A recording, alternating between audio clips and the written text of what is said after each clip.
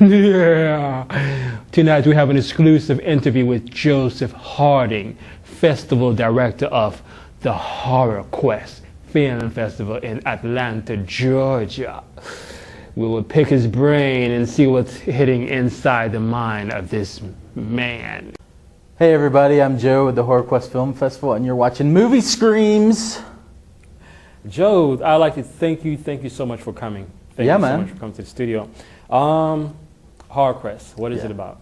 Horror Quest is a 100% free film festival that we're putting on right now at Cinefest on the GSU campus, and this is our first year, and so far it's been going pretty good. We've had some interesting people come out and watch movies, and it's done good enough that hopefully we're going to do it again next year. So I heard this is a free festival. Is that true? Yeah, it's 100% free. It's free to filmmakers, and it's free for everybody who wants to come watch a movie. Of course, since it is at Cinefest, it's free for students as well, but just anybody off the street that wants to come in and watch a movie, they're welcome to come in as well. So like, how did the idea come up? Because I noticed a lot of times, a lot of film festivals, they charge people to attend the festival, and they charge the people who submit their films like $20, $30, $40, $80 to submit one film. Yeah, well, that was kind of like how we came about it, doing it free, is that you know, like if you make your movie, you know, then you have to also think about like how's it going to be seen. So a lot of filmmakers, you know, have a hard time coming up with the extra funds to actually submit to festivals. So we kind of took a page from Lloyd Kaufman in their film festival called Trauma Dance, which is also 100% free. So we kind of like followed their model and said, let's see if we could do the same thing in Atlanta. And so far it's been working out really good. We've had a lot of positive feedback from the filmmakers saying, you know, just how much they appreciate, number one, it being free, but also how we conduct ourselves, because apparently some film festivals are not very nice to the filmmakers. So we try to stay in contact with everybody, and also we you know, let them know when we get in their submissions, and we also try to stay in contact with them through the whole submission process, instead of rather just, you know, kind of not having any contact whatsoever. So we've had a lot of, you know, positive feedback about how different we are compared to other festivals. So have you had any filmmakers show up to support the film? I'm not 100% sure. If they have showed up, they haven't come up and talked to me.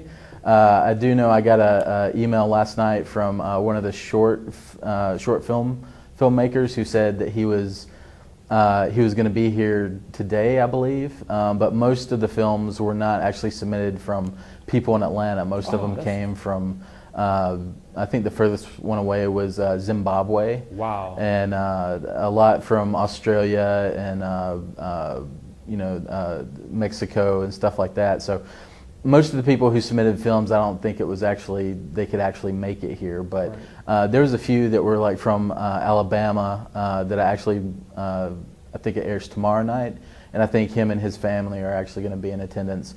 So I think that probably some of them have shown up. They just haven't, you know, come up and talked to me, which they should, because I would like to, you know, I would like to meet them. So it sounds like you got a good mix of like international films coming in. Yeah, I actually think some of them are actually U.S. premieres. Wow. The movie that we're going to be showing on Thursday, called Stained, it was actually going to be the United States premiere of the movie, but and this is something that has actually happened with a lot of Horror Quest features. Is I don't know if maybe it's a good luck charm, but most of the features that we have decided to show, either right after we select them or right before we screen them, they're all like just getting picked up for distribution. Wow. So her movie actually got picked up for distribution the week after it got accepted into Horror Quest, and then it got put on iTunes, and it got to the top 50 of iTunes. No way. And they had no marketing whatsoever. It was just all on just how good people thought the movie was. So. 'Cause I've heard a lot of times where people say, well, you submit your film to a big festival and don't worry about the small festival, because they're like, don't worry about it because like B and C festivals. Yeah. Don't submit your film to these festivals until you've gone to major out the big, festivals in the U.S. Like Sundance or whatever.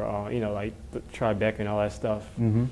But a lot of times I find when I was reading, I don't know if you're Chris Gore's book.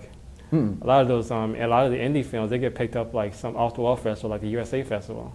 Yeah. I mean, I can understand why some people might give that advice, but at the same time, too, distributors, especially little independent distributors, number one, they look for how many festivals you've actually been accepted to, and number two, like they like to see awards too. So my advice to a filmmaker would be not to focus on the big festivals and actually go after the smaller ones, because the smaller ones are probably, they might not get as many films in as the bigger ones, so they might be a little bit more, apt to, select your film, just because they might, need, to, pad out their, what they're going to be showing. But yeah, I kind of think it's the opposite. And plus too, it's probably going to be a little bit less expensive. So if you go for, some festivals don't even have, like us, we don't have a submission fee to submit a movie. But yeah, so if you go for a smaller one, I think your odds are a lot better at getting in, especially if you're a short, because most festivals show a lot more shorts than they do features. So if you want something that you make shown, your best bet is to go with a short and go for a small festival. Okay, that makes a lot of sense. Saves a lot of money. Yeah, saves a lot of money too. I went on the website and read your background. You told me you used to work at was it at the show in PBA? Yeah, I used to work at Public Broadcasting Atlanta. How's that? Actually, I really liked it for the most part. No matter where you work, there's always going to be like office politics and stuff like that, and I was actually let go from there pretty recently. So, but I don't hold them any ill will. I actually wanted to work there for forever. I actually loved working there, so I was a little bit disappointed. But as far as local television broadcast places, they're pretty good, and they show some interesting stuff. I know they recently did a documentary on Dragon Con, which was really good. So, Dragon Con. And they also have also, if you make short films, they have a show on short films that I believe airs it's either Saturday or Sunday. It's called Atlanta Shorts. And so if you live in the Atlanta area and make short films, that's also a good place to submit them to. Okay, so let me ask you a question. Let's just say you're an independent filmmaker. Yeah. Maybe you're going to Georgia State or Atlanta, the Art Institute or something like that. Yeah. What advice would you give somebody, if they're just starting out right now, if they're in school, they're like a sophomore, not yet a senior? Mm-hmm. What advice would you give somebody who's an indie filmmaker trying to make it in the industry? Like, what advice would you give to them? And if they can't afford to like move out to LA or New York, like what kind of? Well, I would say you really don't have to move out to LA and New York anymore. That used to be the case, like back in the early days of Hollywood, but now that's not really the case. And actually, Atlanta actually has a pretty is actually building a pretty thriving movie industry. So Atlanta is actually a good place to live if you want to be a filmmaker.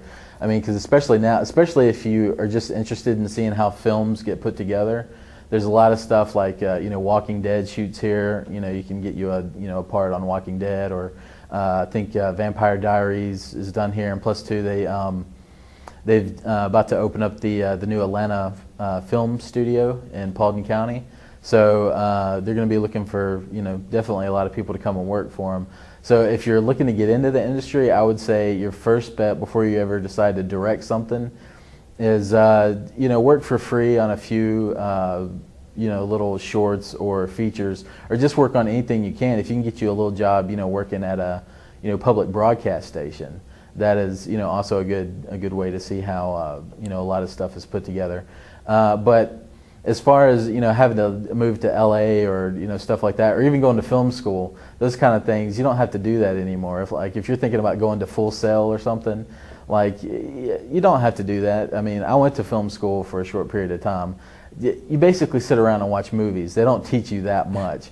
So if you have a passion for making movies, you know, go to Best Buy and buy yourself a little handy cam. You know, I think they're like a few $100 Right. now. Go buy yourself like a little camera and just start making movies with your friends. And then as you get better, you know, then, you know, go out and try to, you know, find some money to make a short or even a little feature. And then, you know, submit it to some festivals and see what people think. Okay, that makes a lot of sense. Another question, you used to do visual effects. Yeah. Can you tell us a little bit about that? Yeah, for a few years I worked kind of part-time off and on doing like creature effects and makeup and stuff like that, and I got the opportunity to work with this guy.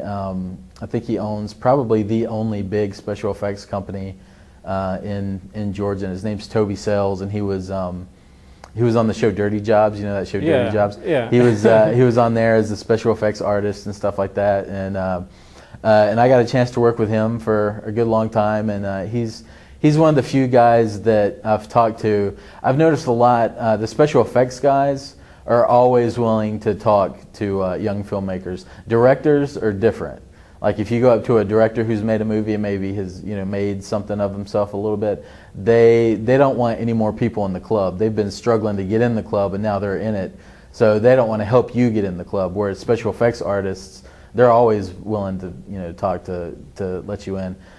So Toby was very good to me, and he, with him and also a lot of friends of mine who do a lot of local productions, I got to work on a lot of, you know, really cool stuff. So it would be something I would be interested in doing again, but not. I don't get asked to do too much anymore. And we're doing HorrorQuest.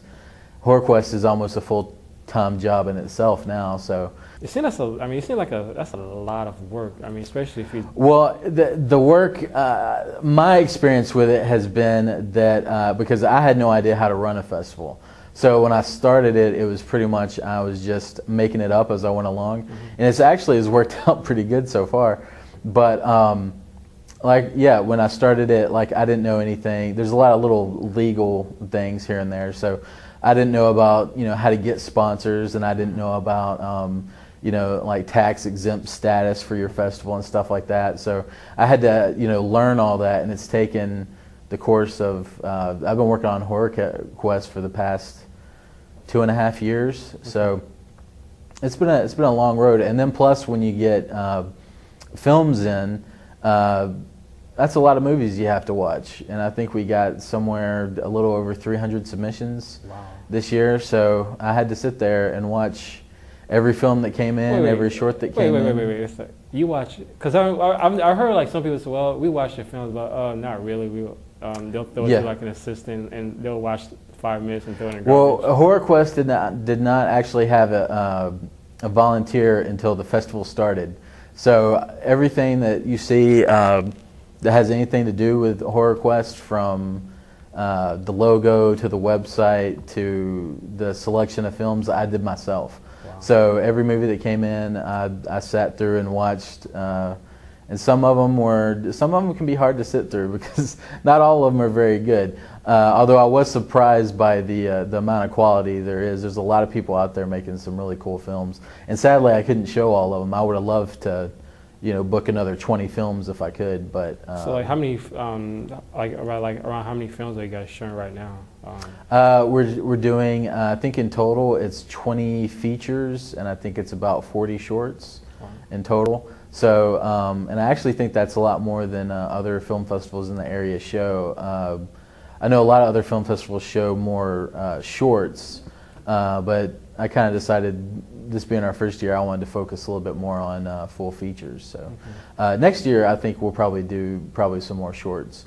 But I would like to keep it about the same each year, have it be about 20 features, and then a few collections of shorts. So. Can you tell us anything about some of the films, shorts, or features that you guys are screening this? We started off with this movie called Vile, which is kind of, I guess the term for it would be torture porn. I think that is what they kind of call that genre now.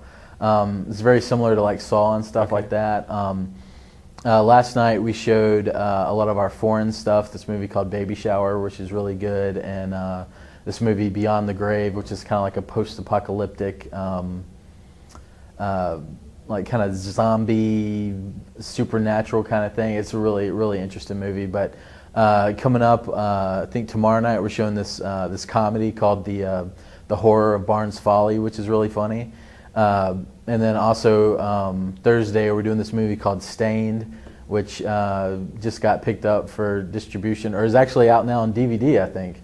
And then also on Saturday we did this movie called Beware, which actually got picked up for distribution. I think you can actually watch it now on Comcast On Demand. Oh, right. So it's like Stained and Beware, are both of those features? Yeah, they're both features. Like, go for the horror festivals. Like, don't worry about the other ones. Don't try to get your horror film into Cannes. Because you're going to have a lot of competition, especially if it's a low budget movie. Stuff like even the Atlanta Film Festival, it can be hard to get into if you don't, if you're a little rinky-dink film. But I wouldn't say that Hollywood disdains horror movies. I mean, Hollywood was kind of built on the back of horror, but Hollywood is in a little bit of a different place right now where they're not really making any new horror features. Anytime like a big studio does horror, it's either a remake or a sequel to like a franchise from the 80s. Right. So if you want original horror, you have to go really the indie route. But also it's still people have been saying this since the 80s and 90s. Horror is still the best way to make money off your independent film. Independent horror movie is more likely to be picked up and actually make money than say like a little indie comedy or an indie drama. So it's I wouldn't say they hate them, but some places have a bad taste in their mouth for horror, definitely. Okay. And have you ever tried to, I guess, maybe any shorts or anything like that?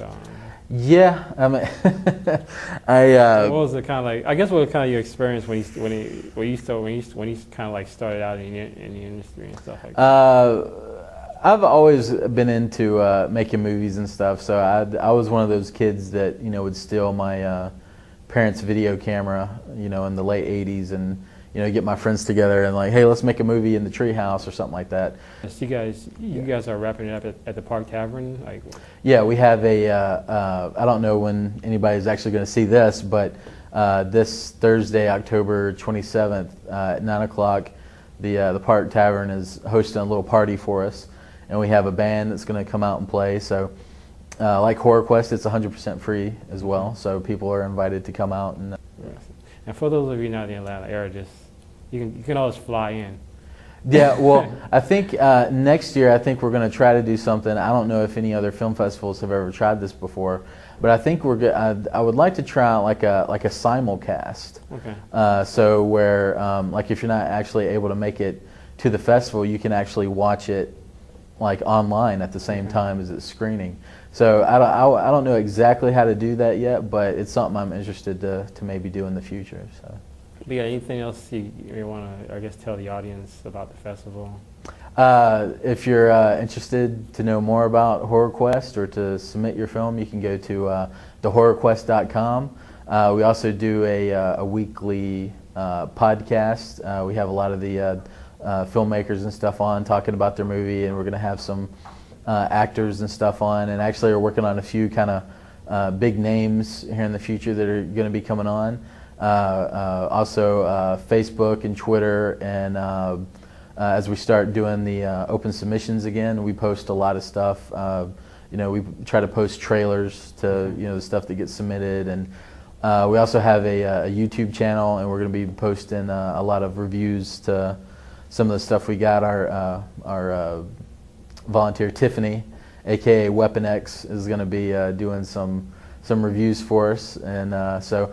We're not, just because we're not having the actual film festival, we're not going anywhere. We're going to try to stay active throughout the year. So, and I think we might even try to do like a mini Horror Quest, like a Horror Quest like replay. I don't know for sure, but that might be something we're going to do. And actually, next year we might do this thing. We're calling it Horror Quest Survive the Night, where it's going to be. We're going to be working with, again, my friend who does haunted houses. we're going to actually incorporate a movie and a haunted house kind of together. So it would be, you go, it's going to be like in the middle of the night, out in the woods, show a movie, and then, while you're watching the movie, like monsters and stuff are going to be jumping out at you and stuff like that. And then you get to, camp out in the woods at the haunted house. So that's another thing we're working on. So there's always, there's new stuff coming. So, they can, follow us on Twitter and our website. So. And like, what's some of your favorite, I guess, horror movies of past, present, or? All time? Just kind of overall. I mean, because I don't really think anybody like just kind of come with some of your favorites. I think probably my all-time favorite horror movie of all time is this movie from 1981. It's called The Pit, and it's basically about this little kid who has a possessed teddy bear, and they find a hole in the ground full of trolls, and they decide to push people they don't like into the hole. And it's a really good movie. People should check it out. And if you're into podcasts, there's a podcast called The Splattercast, which I was recently on, talking about that movie. But also, I like stuff like Ginger Snaps, and those have been kind of my recent favorites. But as far as like the best stuff I've seen, like horror-wise, a lot of it we're actually showing at Horror Quest. There's this movie called Rage. That was directed by this guy named Christopher Witherspoon, and we actually had him on the podcast last week. And Rage is one of the best horror movies I've seen in a very long time. It's very, very good. So if you have the chance to check that out, definitely check that out too. I think that's playing at Polygrind. I think it's either this month or next month, and then I think it's going to be in a lot of other film festivals coming up. So. And what's the name of the film? It's called Rage. Okay. Yeah, so if you get on the Horror Quest website, we have trailers and stuff there. You can check it out. Okay. And I'd like to thank you for coming out. Yeah, man. It's been fun. Once again, it's playing at the Cinefest. Yeah.